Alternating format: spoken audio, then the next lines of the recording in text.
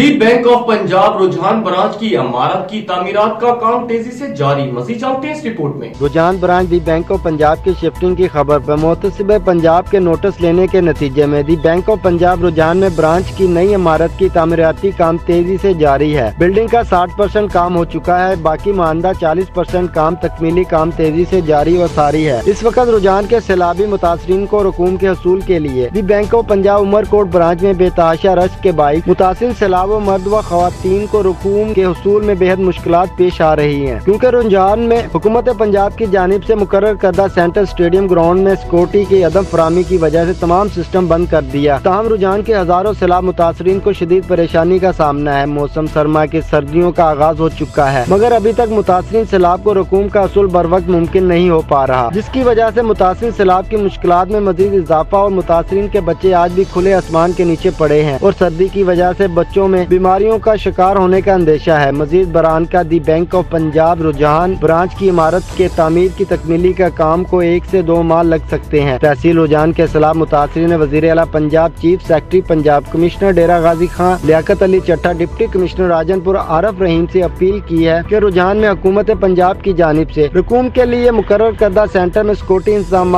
करके सेंटर को जल्द ओपन करके मुतासरीन सैलाब को रकूम की अदायगी की जाए, ताकि वो बर वक्त अपने हासिल करदा रकूम से अपने मकानात की तामीर के अपने बच्चों का सर छुपा सके।